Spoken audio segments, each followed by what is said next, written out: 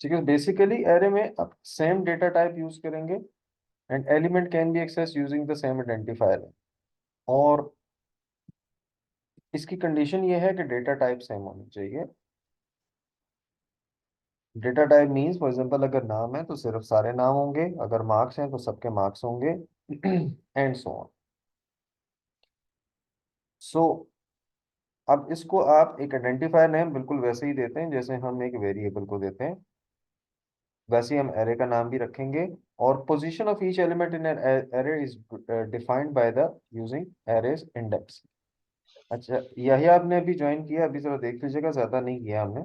सिर्फ एरे का बताया कि डेटा स्ट्रक्चर होता है जिसमें अच्छा। एलिमेंट्स ज्यादा होते हैं, एक से ज्यादा होते हैं, उनकी डेटा टाइप सेम होती है, तो हम उसको एक एरे में स्टोर करते हैं। फॉर एग्जांपल हमने एक एरे यूज की, फॉर एग्जांपल आपके मार्क्स अगर हमने स्टोर करना है, ठीक है, और मेरे पास स्टूडेंट्स लेट सपोज 15 है, तो मैं ये एक सबसे पहले इसको डिक्लेयर करूंगा, एरे को डिक्लेयर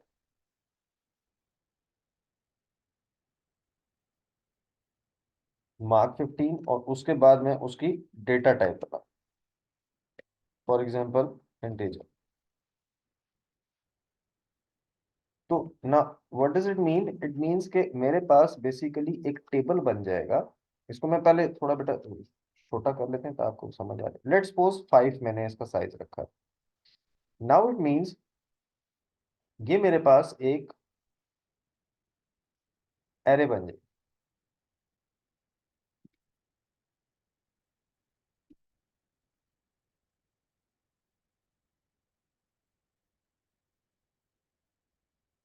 ठीक है, एरे बन जाएगी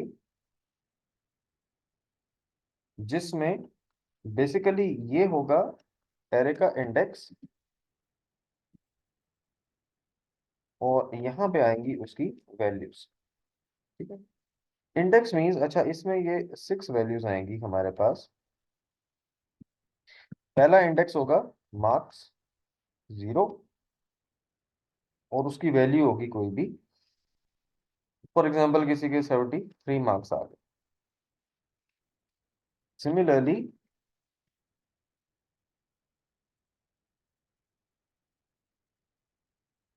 मार्क 1, मार्क्स 2, मार्क्स 3।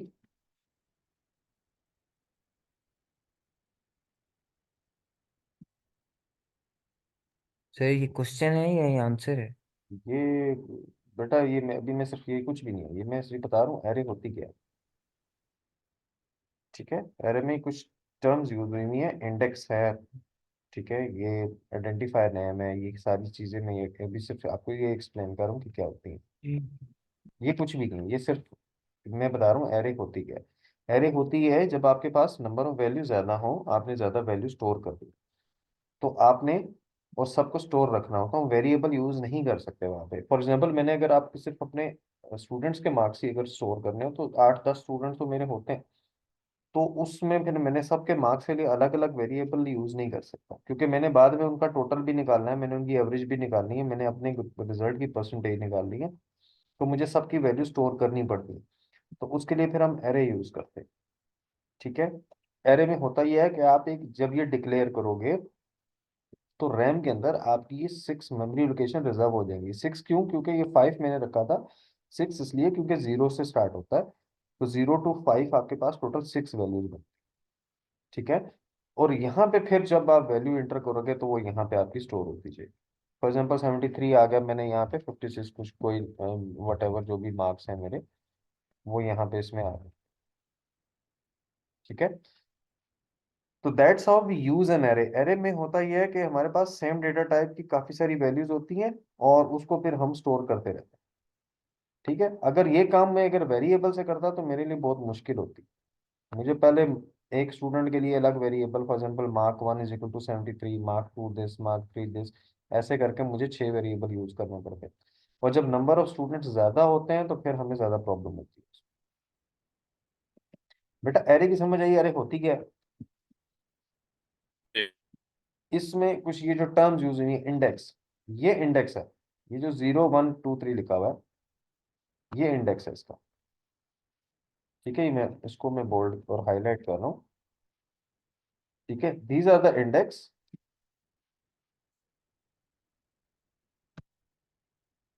ये इसके इंडेक्स हैं सारे। और एक चीज इसमें टर्म और यूज हुई हुई है, identifier name. Identifier name means array name. तो एरे नेम इसका मार्क्स ही है। ठीक है, ये आप कुछ भी रख सकते हो। तो ये बेसिकली हमारे इंडेक्सेस होते हैं, जो हम उसके नंबर के साथ हम उसको आइडेंटिफाई करते हैं। अब फॉर एग्जांपल मुझे 4 स्टूडेंट के मार्क्स चाहिए, तो मैं सिंपली लिखूंगा मार्क्स 3 इज इक्वल टू 70। मैं प्रिंट मार्क्स 3 करूंगा, मेरे 4 स्टूडेंट्स के मार्क्स आ जाएंगे, जो फोर्थ स्टूडेंट होगा। अब एरे के यूजेस क्या हैं, हम एरे में वैल्यूज क्यों यूज करते हैं, इसके बहुत से फायदे हैं। इसमें आप एक पर्टिकुलर एलिमेंट फाइंड कर सकते हो। फॉर एग्जांपल मैं अगर कहूँ कि यार 56 मार्क्स किस स्टूडेंट के हैं, तो मैं फाइंड कर सकता हूँ। या अगर नेम की लिस्ट है, तो मैं किसी स्टूडेंट का नाम सर्च कर सकता हूँ उसमें। Secondly, matching elements from 2 arrays में, अगर 2 एरेज में से वैल्यूज अगर मैच करना चाहूँ तो वो कर सकता हूँ। Third one, sorting an array. और फिर मैं इसको सॉर्ट कर सकता हूँ, मैं इसको highest to lowest, lowest to highest, मैं इसमें दोनों तरीके से मैं इसको सॉर्टिंग कर सकता हूँ। सॉर्टिंग हमारे सिलेबस में है, अभी हम पढ़ेंगे चैप्टर 7 में, मैं स्किप करके आया हूँ। ठीक है, ये पढ़ के फिर हम नेक्स्ट लेक्चर में सॉर्टिंग करें। सो ये इसके यूजेस हैं। Types of array, there are 2 types of array, 1 dimensional and 2 dimensional. 1 dimensional, ये वाली 1 डायमेंशनल है। ये तो मैंने आपको समझाने के लिए किया था, इंडेक्स वाले काम। ये एरे होती है। ठीक है, ये मेरे पास एरे होती है। तो इसमें हमारे पास सिर्फ एक कॉलम होता है, मल्टीपल रोज होती है। ठीक है, this is your array that has single column multiple rows, तो इसको हम 1 डायमेंशनल कहेंगे। और 2 डायमेंशनल सिंपल भी बता देता हूँ, इसमें टेबल की फॉर्म में होता है, और उसमें मल्टीपल रोज मल्टीपल कॉलम होते हैं, तो उसको हम 2 डायमेंशनल कहेंगे। ठीक है। अच्छा बेटा, इसमें कुछ जगह पे टर्म यूज होती है मल्टी डायमेंशनल। ठीक है, तो दोनों का मतलब सेम ही है। ठीक है, 2 डायमेंशनल, मल्टी डायमेंशनल, या फिर 1 डायमेंशनल, दो इसके types. Now, declaring and populating array with iteration. अच्छा बेटा, डिक्लेयरिंग का मतलब यह है, पहले तो आपको टर्म्स का मतलब पता होना चाहिए, जो हेडिंग लिखी हुई है। डिक्लेयरिंग का मतलब है जिसमें आप एरे का नाम बताओगे और उसकी डेटा टाइप बताओगे। ठीक है। पॉपुलेटिंग मींस जब आप उसमें वैल्यू फिल करोगे। Iteration means loop. ठीक है, तो बेसिकली हमने एक एरे को डिक्लेयर करना है, उसके बाद हमने उसमें वैल्यूज फिल करनी है और with the help of loop करनी। ठीक। 1 dimensional array, an array having single column and multiple rows is called 1 dimensional. It can be referred to as a list. इसको हम लिस्ट की फॉर्म में लिखते हैं, जैसे लिस्ट होती है, आपके नाम की लिस्ट है, आपके मार्क्स की लिस्ट है, ये बिल्कुल वैसे ही। A list with 10 elements in it where the first element has an index of 0। ठीक है, इंडेक्स 0 से स्टार्ट करेंगे हम, और ये इसके मार्क्स की लिस्ट। ठीक है, और ये हमने उसमें लिस्ट फिल किए हुए हैं। अच्छा, अब इसको यूज कैसे करना है, डिक्लेयर कैसे करना है, और पॉपुलेट कैसे करना है। ना, declaring of declaration of 1 dimensional array, जैसे हम वेरिएबल्स को डिक्लेयर करते हैं, वैसे एरे को भी डिक्लेयर करना पड़ेगा। So when 1 dimensional array is declared in the pseudo code, इसमें आपने क्या क्या लिखना है, the name of an array, the first index value, last index value, and the data type.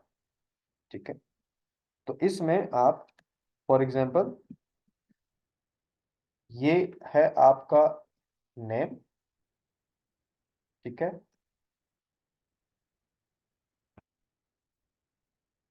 ये नाम है इसका। और उसके बाद आ जाए,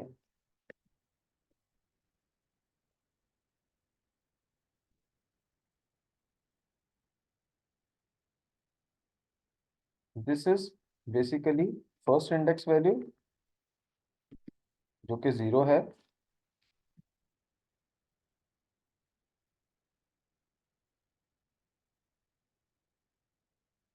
और ये जो 9 है, this is basically last index. और ये है इसकी डेटा टाइप। ठीक है, तो इस तरीके से बेसिकली आप एक एरे को डिक्लेयर करते हो। आप डिक्लेयर कर तो रिजर्व वर्ड है, इसको आप एज इट इज लिखोगे, उसके बाद आप एरे का नाम लिखोगे। ये नाम आप कोई भी दे सकते हैं, रूल्स फॉलो करने, मतलब अल्फाबेट से स्टार्ट होना चाहिए, स्पेशल कैरेक्टर नहीं होना चाहिए, और वेरिएबल नेम में स्पेस नहीं होनी चाहिए। ठीक है। और उसके बाद फर्स्ट इंडेक्स कहाँ से स्टार्ट करना है, वन से करना है, जीरो से करना है। यूजुअली नॉर्म ये है कि जीरो से स्टार्ट करते हैं, लेकिन हम वन से कर सकते हैं। और लास्ट इंडेक्स नाइन, मतलब खत्म कहाँ पे। तो ये तो हो जाएगी इसकी डिक्लेरेशन। बेटा ये क्लियर है?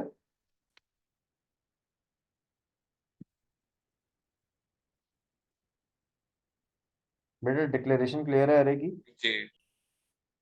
ठीक है।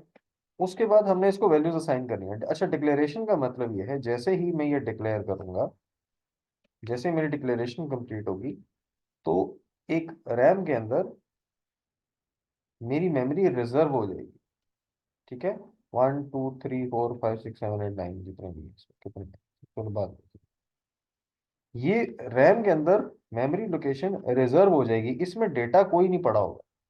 ठीक है, तो इसमें डेटा डालने के लिए आपके पास, अब हमने वैल्यूज इसको असाइन कर। ठीक है। असाइनमेंट के लिए आप इनपुट स्टेटमेंट यूज कर सकते हो, अगर यूजर से लेनी है आप डायरेक्ट वैल्यू इनपुट कर सकते हो, अगर आपको पहले से वैल्यूज पता है। ठीक है, डिक्लेरेशन से ये हो गया हमारे पास।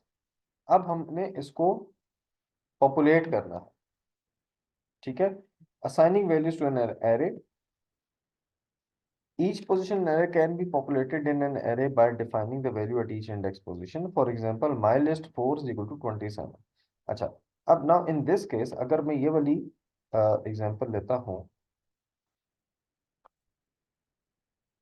ठीक है, लेट्स सपोज मेरे पास 10 वैल्यूज यहाँ पे रिजर्व हो गई थी। ठीक है, 10 वैल्यूज रिजर्व हो गई थी, और ये इसमें 0 1 2 3 4 5 6 7 8 9। हाँ। ठीक है, अब इसमें मेरे पास, मैंने अगर मैं ये स्टेटमेंट लिखता हूँ, my list 4 is equal to 27, तो ये कहाँ पे आएगा, किस रो में आएगा ये 27 वैल्यू? फिफ्थ में। फिफ्थ में आएगा। 0 1 2 3 4, मतलब फिफ्थ में ही आ जाएगा। 1 2 3 4, यहाँ पे आ जाएगा आपके पास 27। ठीक है, तो आप इस तरीके से वैल्यूज असाइन कर सकते हैं। ठीक है, फिफ्थ एलिमेंट ऑफ एरे नीचे लिखा हुआ भी है ना, to populate the entire array instead we can use a loop.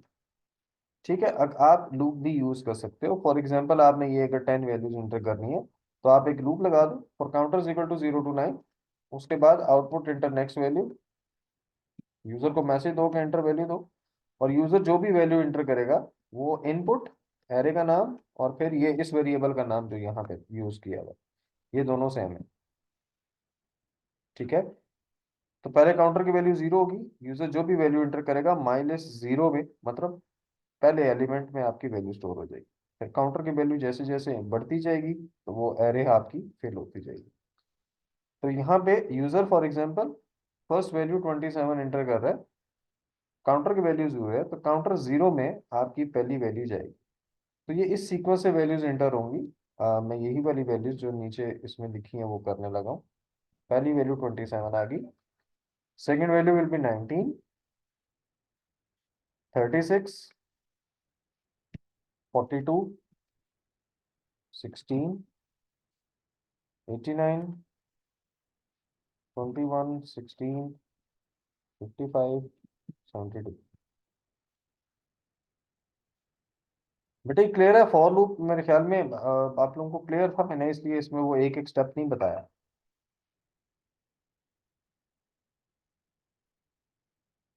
बेटा ये समझ आया पॉपुलेट कैसे होगी? जी। अच्छा जी। Write a program to declare. अच्छा बेटा, पाइथन में एरे जो है ना वो थोड़ी मुश्किल होती है। ठीक है, तो इसलिए प्रोग्रामिंग वाले में पाइथन में उस चक्कर में नहीं पड़ना। पाइथन में एरे अगर आपने वैसे मैन्युअली डिक्लेयर करनी है तो बड़ी आसान है, वो आप ऐसे कर सकते हो। एरे का नाम लिखो इज इक्वल टू, ब्रैकेट में सारी वैल्यूज लिख दो। लेकिन ऐसे फायदा होता नहीं है आमतौर पे, क्योंकि हम एरे तब यूज करते हैं हमारे पास वैल्यूज हंड्रेड थाउजेंड्स में हो। तो सारी वैल्यूज तो आप नहीं लिख सकते ना। बेटा यहाँ तक क्लियर है?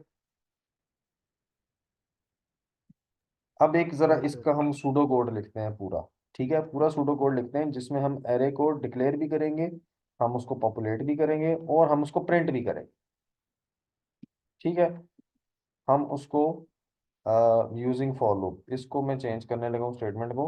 इन ये chosen programming language, write a pseudo code करते हैं इसको। Write a pseudo code to declare, populate and print the array minus using a for loop. ठीक है। तो तीन काम करने हैं हमें। हमने एरे को डिक्लेयर करना है, हमने उसको पॉपुलेट करना है और हमने उसको प्रिंट करना है।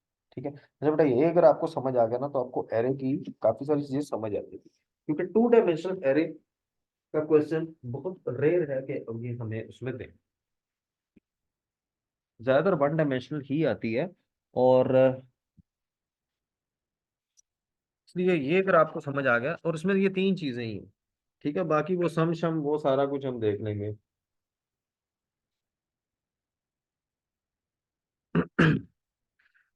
सबसे पहले तो एरे को डिक्लेयर करते हैं। एरे का नाम ऊपर लिखा हुआ है, माई लिस्ट। क्या कर रहा हूँ मैं, अच्छा caps lock.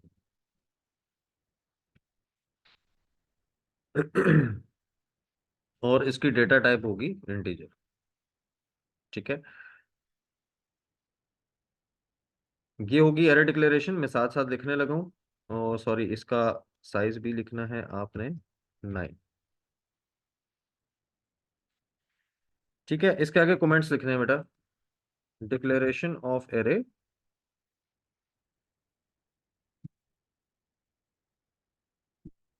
Of size 10।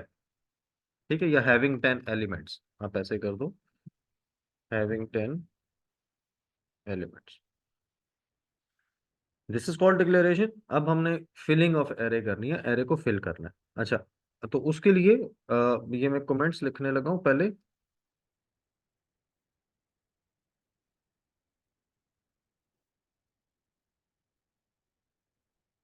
Filling of array.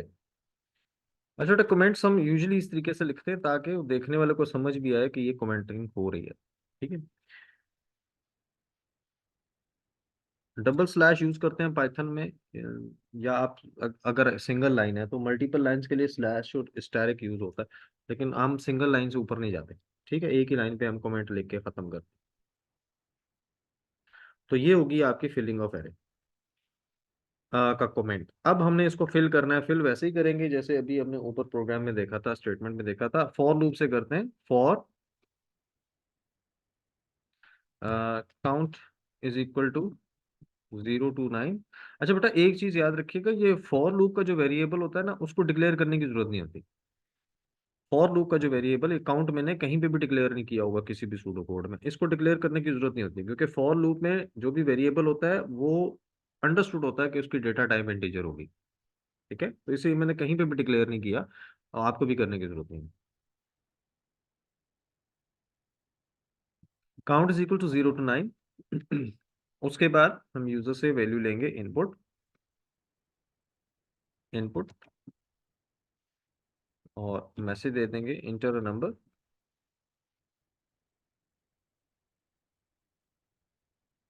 अच्छा, यहाँ पे बेटा वेरिएबल के बजाय आपने एरे का नाम लिखना है, माई लिस्ट। ब्रैकेट में इंडेक्स वही होगा जो फॉर लूप का होगा, ये बेशक रटा लगा लेना इस चीज का।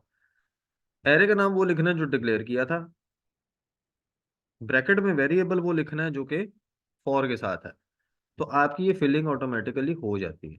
अब ये हमारा लूप चलता रहेगा 10 दफा, और हमारी एरे पूरी की पूरी पॉपुलेट हो जाएगी। ठीक है, now this is called filling of array. ठीक, ये आपकी फिलिंग ऑफ एरे कंप्लीट हो। इसको आप बेशक इस तरीके से कमेंटिंग वगैरह कर सकते हो हाईलाइट करने के लिए। ये इसकी बेटा प्रैक्टिस करना, तो ये मतलब आदत डाल लेना इसकी, ये सूडो कोड में कमेंटिंग करने की। इसका इंप्रेशन अच्छा पड़ता है और एग्जाम में तो रिक्वायरमेंट भी है हमारी। बेटा यहाँ तक क्लियर है?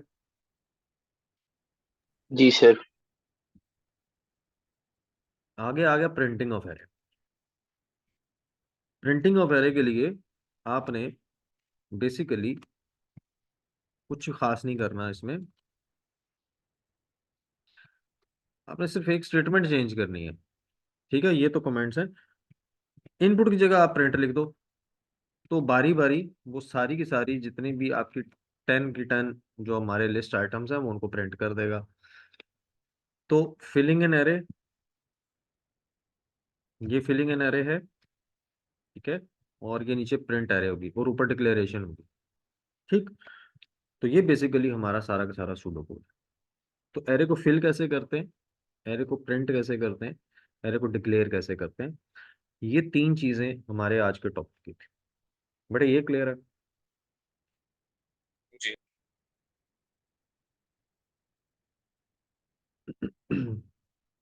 अच्छा जी, अब एक काम और करते हैं,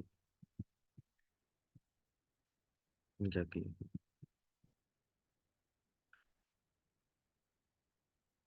अच्छा, दूसरा ये एरे को आप ऐसे भी पॉपुलेट कर सकते हो, आप डायरेक्ट वैल्यूज दे सकते हो, लेकिन ये कभी भी हम नहीं करते, क्योंकि एरे यूज ही तब करते हैं जब वैल्यूज 100 थाउजेंड्स में हो और हमें पता, प्रोग्रामर को पता भी नहीं होती वैल्यूज सारी, यूजर को पता होती है।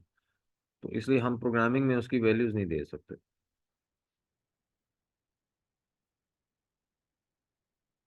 हम करते फॉर लूप से ही, यूजर से कहते हैं इंटर। अच्छा बेटा, मल्टी डायमेंशनल जरा देख लेते हैं। मल्टी डायमेंशनल का एज सच पॉपुलेशन और ये वो सारा कुछ देखेंगे, लेकिन एज सच इतना इंपॉर्टेंट नहीं है, कभी आता नहीं है। अगर मल्टी डायमेंशनल का कोई सिनेरियो आता है उसको वन डायमेंशनल में कैसे करना है मैं आपको वो सिखा दूंगा, वो ज्यादा इजी रहेगा आपके लिए। मल्टी डायमेंशनल को हैंडल करना जरा मुश्किल है, ठीक है, या 2 डायमेंशनल जो एरे होती है हमारे पास, इसको हैंडल करना प्रोग्रामिंग में भी मुश्किल है थोड़ा सा। तो मैं यूजुअली ये रिकमेंड कभी भी नहीं करता कि स्टूडेंट्स 2 डायमेंशनल की प्रोग्रामिंग करें। अगर आपके पास दो आती भी हैं, जैसे माई टेबल इसने 3 4 वैल्यूज दे दी है, मैथ फिजिक्स कंप्यूटर के लेट्स सपोज मार्क्स दे दिए, तो हम मैथ के लिए ये एरे अलग बना लेंगे, ये पहली वाली, ये दूसरी अलग बना लेंगे, तीसरी अलग बना लेंगे, तो वो ज्यादा आसान हो जाता है मैनेज करना। Okay, two-dimensional array is an array of multiple rows and multiple columns. That is called two-dimensional array. It can be referred to as a table. और इसको हम टेबल कहते हैं। वन डायमेंशन को लिस्ट कहते हैं, इसको हम टेबल कहते हैं। First element is located at the position 0, 0, इसको हम 0, 0 कहेंगे। 0, 0 मीन 0 कॉलम 0 रो। ठीक है, अब फॉर एग्जांपल ये एक नीचे एग्जांपल दी हुई है, इसको मैं ज्यादा इस लिए नहीं जा रहा, ये बस इसकी ये थ्योरी बट डेफिनेशन याद कर लो बहुत। इसको डिक्लेयर कैसे करना है वो देख लेते हैं। अब क्योंकि हमारे पास यहाँ पे 2 चीजें हैं, 2 डायमेंशनल एरे में टेबल होता है तो number of rose number of columns दोनों होंगी। ठीक है, तो इसमें डिक्लेयर लिखेंगे, एरे का नाम लिखेंगे,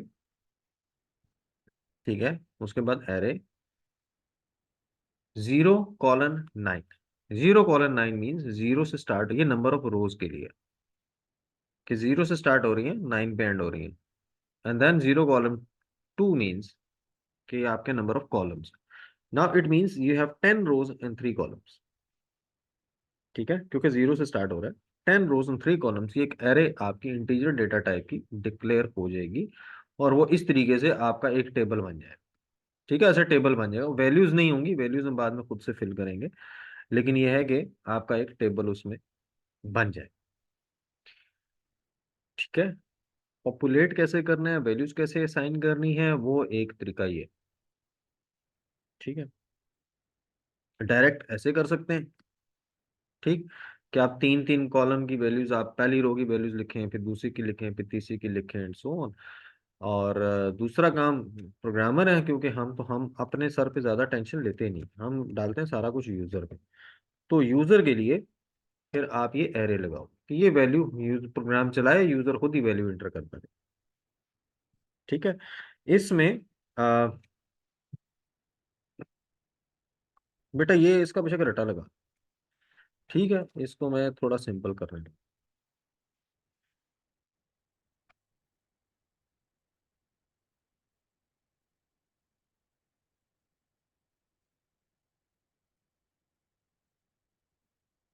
ये यूजली रटेगा कहता नहीं होता, लेकिन ये वाला जो है ये आना जाना है कोई नहीं सही, मतलब जो आपकी बात बताऊंगी मैं इसमें, ये आगे आपके, अच्छा बेटा ये this is called nested loop. ठीक है, for column is equal to 0 to 2, ये लूप बेसिकली हम 2 दफा चला रहे हैं फॉर 3 कॉलम्स।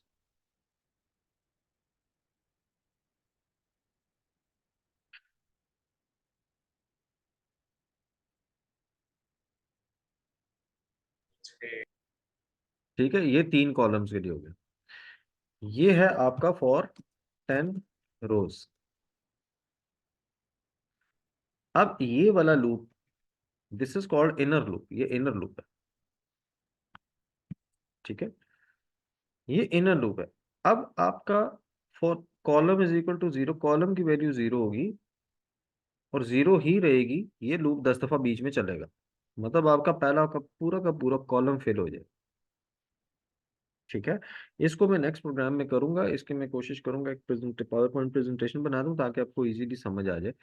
और वैसे तो मैं बोर्ड पे वो बना देता था, लेकिन अभी मैं इसकी एक प्रेजेंटेशन बना के मैं आपको ये अच्छे से एक्सप्लेन करूंगा। फिलहाल के लिए आप सिर्फ उसकी डेफिनेशन देख लो 2 डायमेंशनल एरे की, 1 डायमेंशनल आई होप आप लोगों को क्लियर होगा।